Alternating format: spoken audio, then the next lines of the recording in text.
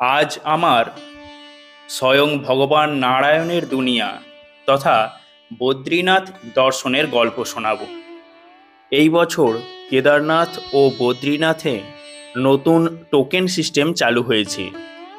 Registration ও token ছাড়া আপনি দর্শন করতে পারবেন না। টোকেন সংগ্রহ থেকে দর্শন সমস্ত ইনফরমেশন থাকছে আজকের পর্বে। তো চলুন প্রথম থেকে শুরু করি।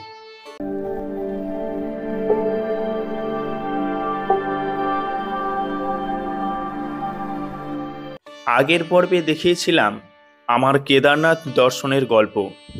সেই পর্বটি না দেখে থাকলে ওপরে আই বাটন ও নিচে ডেসক্রিপশন বক্সে লিংক দিলাম, দেখে নেবেন। আজ সোনপ্রয়াগের সীতাপুর বাসস্ট্যান্ড থেকে বাসে বদ্রীনাথের উদ্দেশ্যে রওনা দিলাম। কয়েকদিনের জার্নি ও কেদারনাথের ট্রেকিংয়ে শরীর ক্লান্ত, তাই বাসে উঠেই ঘুমিয়ে গিয়েছিলাম। সকালবেলা ঘুম ভাঙতেই জানালা দিয়ে নজর গেল বাইরে। প্রকৃতির অপরূপ শোভা সব ক্লান্তি দূর করে দিল। 217 কিলোমিটারের এই রাস্তা ভয়ঙ্কর সুন্দর।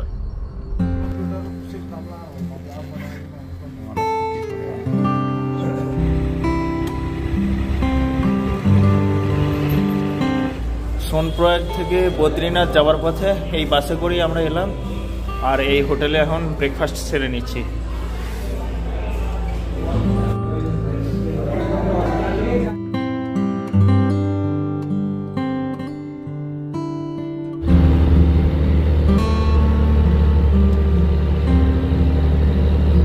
দুর্গম পর্বতের গায়ে খাঁজ কেটে রাস্তা, সেই রাস্তায় ছুটে চলেছে বাস। একদিকে গভীর খাদ, অপরদিকে খাড়া পর্বত।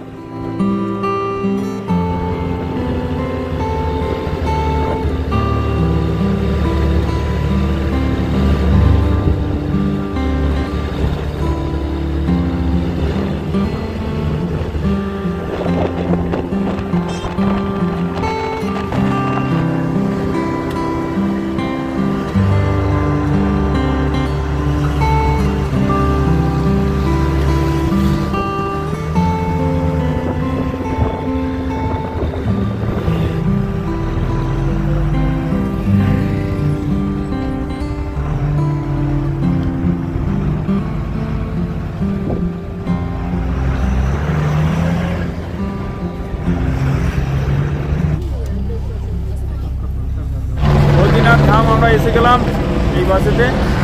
এবার মন্দির চত্বরের সামনের দিকে যাচ্ছি। সামনে 500 মিটার দূরে বদ্রীনাথ টেম্পল।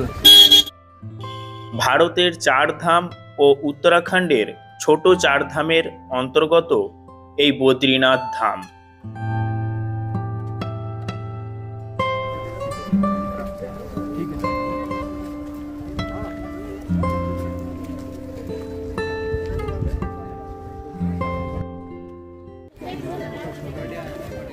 বদ্রীনাথ টেম্পল।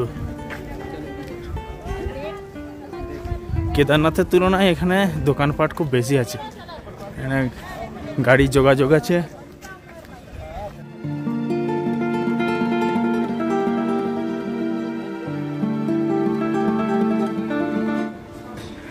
বদ্রীনাথ ধামের মন্দিরের খুব কাছাকাছি আমরা একটা রুম পেয়ে গেলাম এখানে, মাত্র 800 টাকায়।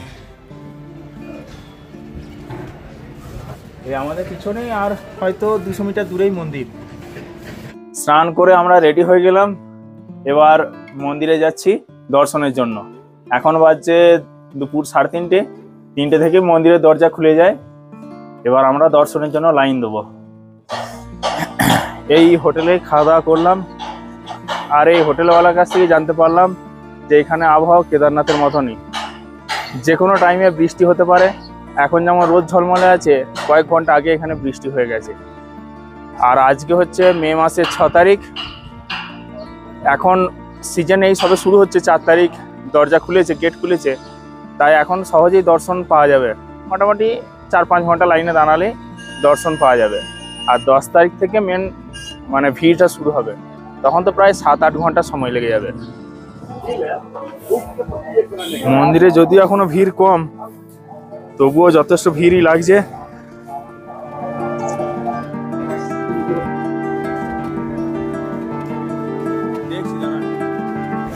এখানে দর্শনের জন্য ওই রেজিস্ট্রেশন এন্ট্রি করালাম, এবার সিঁড়ি দিয়ে নেমে এই পথে যেতে হবে। আর ওই দূরে মন্দির।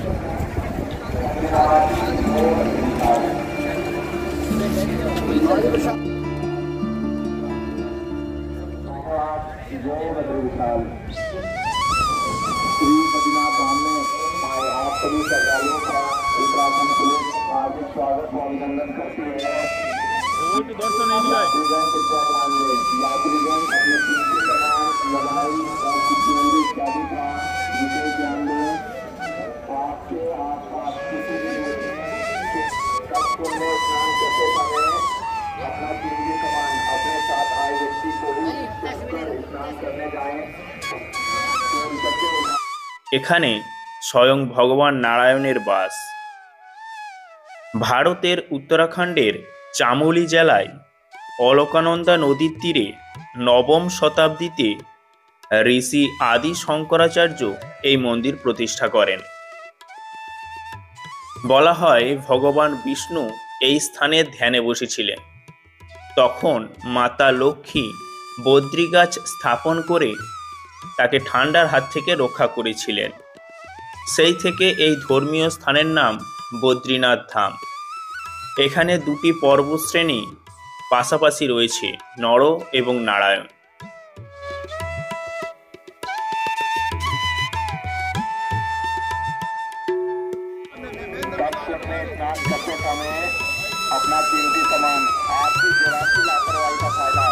মন্দির দর্শন করে এলাম ভেতরে।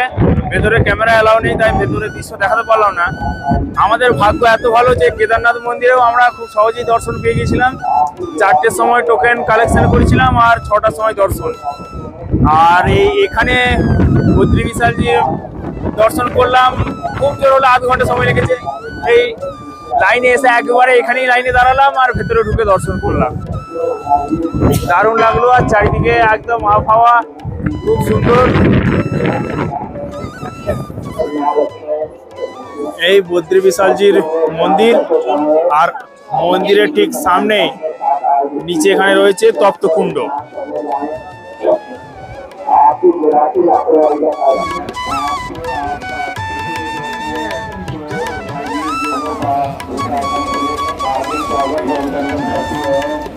এই হচ্ছে তপ্তকুণ্ড, গরম জলের ভাব বেরোচ্ছে এখান থেকে একদম।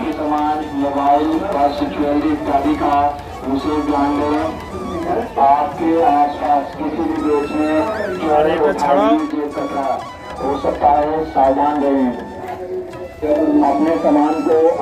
এইখান থেকেও স্নান করছে।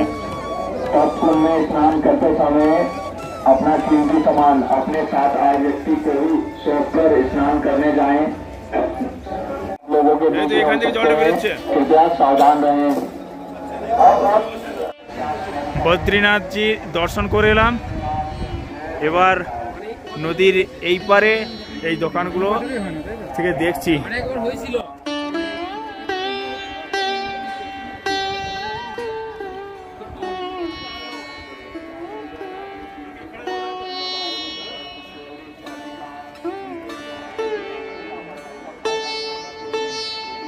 $50 টাকা।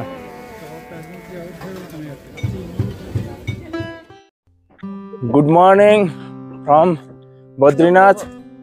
আমরা এই হোটেলেই ছিলাম, সকালবেলা চেক আউট করে বেরিয়ে পড়লাম। এখন বাজছে সকাল 6:30। আমরা স্ট্যান্ডে যাচ্ছি, ওখান থেকে যাব মানাগাঁও। মানাগাঁওয়ে সাইট সিন করে আমরা এবার নিচে নামবো হরিদ্বারে। পিছনের এই গাড়িতেই আমরা মানাগাঁও এলাম। বদ্রীনাথ থেকে মানাগাঁও 3 কিলোমিটার ডিস্টেন্স, আসতে $50 টাকা ভাড়া আর যেতেও 50। রাস্তা খুব ভালো। আর এই সামনে মানাগাঁওয়ের গেট, আর রাস্তা খুব ভালো।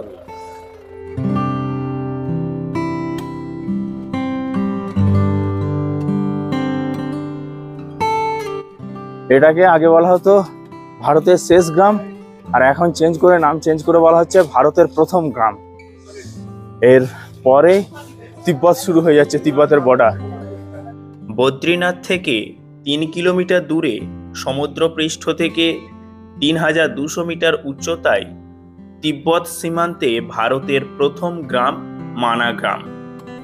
এখানকার দর্শনীয় স্থানগুলি হল ভীমপুল, সরস্বতী নদী, কেশবপ্রয়াগ, গণেশ গুফা, ব্যাস গুফা। আর এখান থেকে 5 কিলোমিটার ট্রেক করে উঠলে দেখা যাবে বসুধারা ফলস।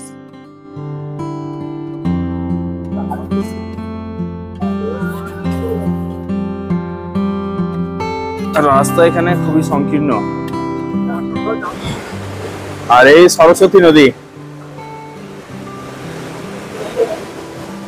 আর এখান থেকে শ্রদ্ধালুরা সব জল নিয়ে যাচ্ছে, মাথায় নিচ্ছে।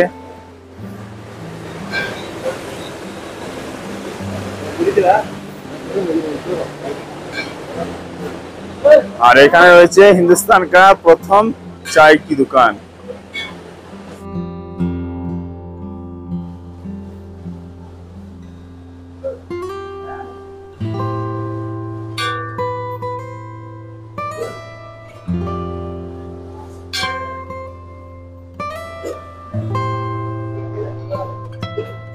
স্বর্গারোহণ মার্গ, এই পথে পঞ্চপাণ্ডব স্বর্গে গিয়েছিল। স্বর্গরোহিণী মার্গে রয়েছে পাণ্ডবদের মূর্তি। এখান থেকে পাণ্ডবরা স্বর্গের উদ্দেশ্যে যাত্রা করেন এবং একটি কুকুর তাদের পথ নির্দেশ করে।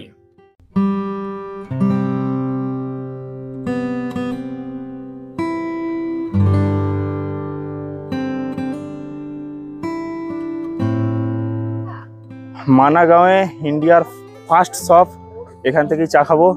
চায়ের অর্ডার দিলাম, চল বস। আমরা বেরিয়ে পড়েছি, রাস্তায় আছি। হ্যাঁ, আমি ভীমপুল। পাণ্ডবরা স্বর্গযাত্রার সময় সরস্বতী নদী পার করার জন্য ভীম এক বিশাল শিলাখণ্ড দিয়ে এই রাস্তা তৈরি করেন। ভীমপুল সরস্বতী ধাম বাঁ দিকে দেখলাম, এবার ডান দিকে যাচ্ছি গণেশ গুফা দেখতে। গণেশ গুফা, এখানে বসেই গণেশ ব্যাসদেবের শুনে মহাভারত লিখেছিলেন। ব্যাস গুফা, এখানে বসেই মহর্ষি বেদব্যাস মহাভারত রচনা করেন। মানাগাঁয়ে একটা রেস্টুরেন্ট থেকে ইডলি দিয়ে ব্রেকফাস্টটা সেরে নিচ্ছি। বদ্রীনাথ বাস স্ট্যান্ড এই থেকে বাসের টিকিট কেটে নিলাম। এটা আমাদের বাস, বাসের সিট ভর্তি হয়ে এসেছে। আর 6টা প্যাসেঞ্জার হলে বাস রওনা দেবে হরিদ্বারের উদ্দেশ্যে। এবার ডাইরেক্ট বদ্রীনাথ থেকে হরিদ্বার, 10 ঘন্টার রাস্তা।